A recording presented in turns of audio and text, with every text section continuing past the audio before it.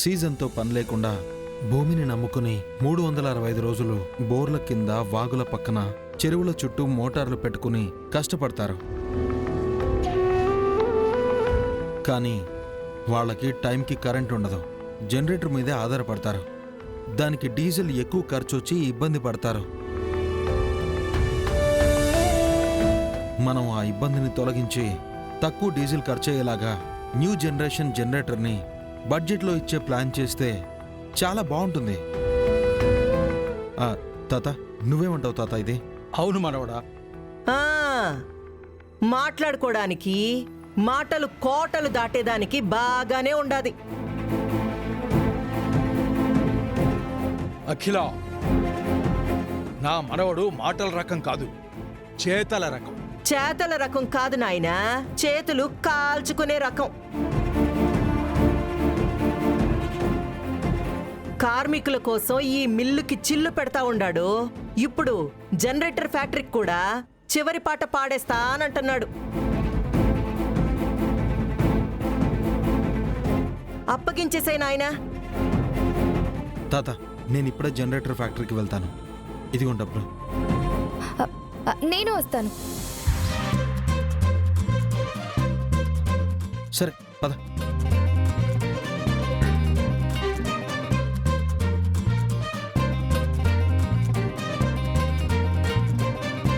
రే పద. నేను రాను మాయ్యా, వాళ్ళ వెనకాల నేను వెళ్తాను. చావు.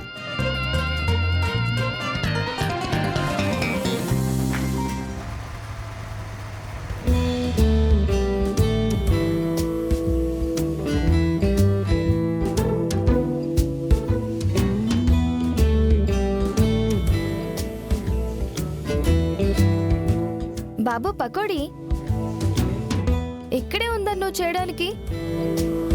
ఇక్కడేం కనిపించట్లేదే. పాపా చకోడి, నీకిక్కడ ఏమీ కనిపించకపోవచ్చు, కానీ నాకు ఇక్కడ భవిష్యత్తు కనిపిస్తోంది. పద. నువ్వు వెళ్ళు, నేను అంతా చూసొస్తాను.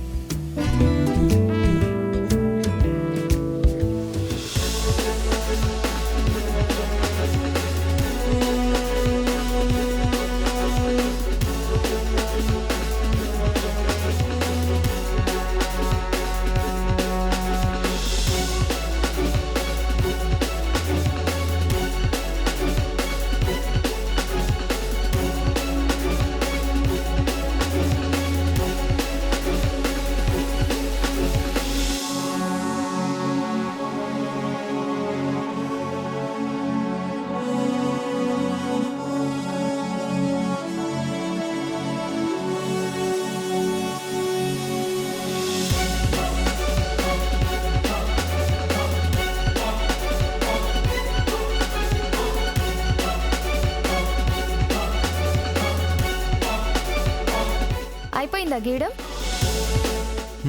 అయిపోయింది. చూడు,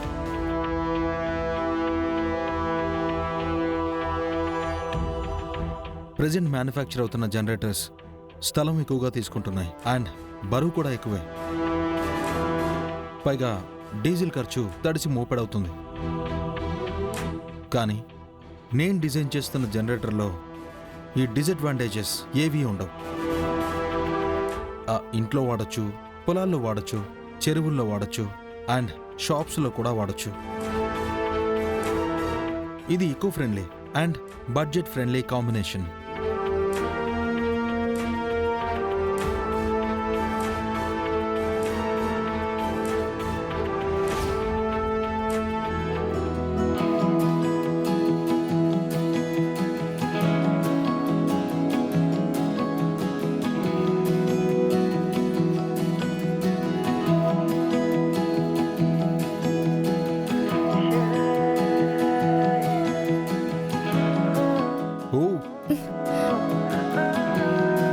ఏంటి చెప్పేది వినకుండా అలా చూస్తున్నావు? చెప్పేది వింటూనే నిన్ను అలాగే చూస్తున్నాను బావా. ఇన్ని రోజులు నువ్వు రౌడీ ఫెలవే అనుకున్నాను. కానీ నీకింత టాలెంట్ ఉందని నాకు అస్సలు తెలియదు బావా. అవునా? అయ్యో ప్రామిస్, నన్ను నమ్ము, నేను నిజమే చెప్తున్నా. అయినా నీకింత టాలెంట్ పెట్టుకుని మా అమ్మతో గొడవ పెట్టుకుంటూ ఈ ఊర్ని ఫ్యాక్టరీని పట్టుకుని ఉన్నావేంటి బావా? ఈ టాలెంట్తో నువ్వు ఏ ఇంటర్వ్యూకి అటెండ్ అయినా టాప్ మోస్ట్ కంపెనీలో హై అమౌంట్ ప్యాకేజీతో ఏ యూకేకో యుఎస్కో తీసుకెళ్తారు నిన్ను.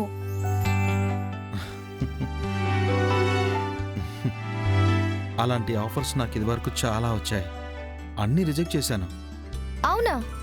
రిజెక్ట్ చేసావా? ఎందుకు? ఇంట్రెస్ట్ లేదు. జాబ్ మీద? డబ్బు మీద.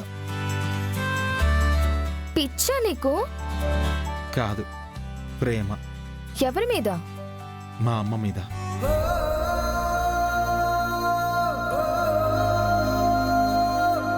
కోట్లల్లో సంపాదిస్తూ ఫ్లైట్లలో తిరుగుతూ విదేశాల్లో లగ్జరీ లైఫ్ స్టైల్ కన్నా నాకు ఆనందం ఇక్కడే దొరుకుతుంది.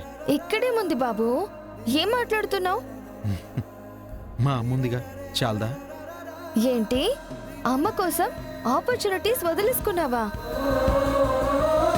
అమ్మలు అందరికీ ఉంటారు బాబు, కానీ ఆపర్చునిటీస్ అందరికీ రావు తెలుసా? ఆపర్చునిటీస్ ఎక్కడైనా సంపాదించుకోవచ్చు, కానీ అమ్మ దూరమైన, మనం అమ్మకి దూరమైన క్షణాలనైనా తిరిగి సంపాదించుకోలేం. నీకి అమ్మ పిచ్చేంటో. నేను ఇంతున్నప్పుడు మా నాన్న చనిపోయారు. మా అమ్మ గుండె బద్దలైపోయింది. పైగా మా నాన్న చావు కారణం మా అమ్మ అని నిందలు వేశారు, అవమానించారు, వేధించారు. అన్నింటినీ తట్టుకుని మమ్మల్ని ఇలా నిలబెట్టిన మా అమ్మకి నేను ఇక్కడే తన కళ్ళ ముందే ఉండి ఆవిడ మీద పడ్డ నిందని చెరిపేసి, ఆవిడ మీద పడ్డ అవమానాలన్నీ తుడిపేసి అమ్మని గౌరవంగా నిలబెట్టినప్పుడే కదా నా బ్రతుక్కి అర్థం. నువ్వు చెప్పే ఆపర్చునిటీస్ వెంట పరిగెత్తుకుని వెళ్తే ఈ బ్రతుక్కి అర్థమే లేదు కదా.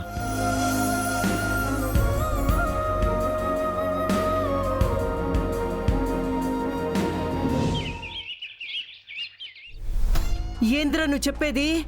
ఒట్టత్తయ్యా, ఆ వెంకీగాడు వాడి మెకానికల్ ఇంజనీర్ బుర్రతోటి ఒక కొత్త జనరేటర్ డిజైన్ ని తయారు చేయబోతున్నాడు. అమ్మా, జనరేటర్ని డిజైన్ చేయడమా? అమ్మ వెంకీ. అఖిలమ్మా, ఈ వెంకీగాడి గెలుపుని ఇప్పటికీ ఆపడం ఎలా అని మనం తలలు బద్దలు కొట్టుకుంటుంటే వీడు మళ్ళీ జనరేటర్ సెక్టార్ మీదకి గేరు మార్చాడమ్మా. నిజమే బావుగారు. రైసు మిల్లు సెక్టార్లో ఎంత ఎక్స్పీరియన్స్ ఉన్న మనకే ఆడు హెడ్డెక్గా మారినాడు.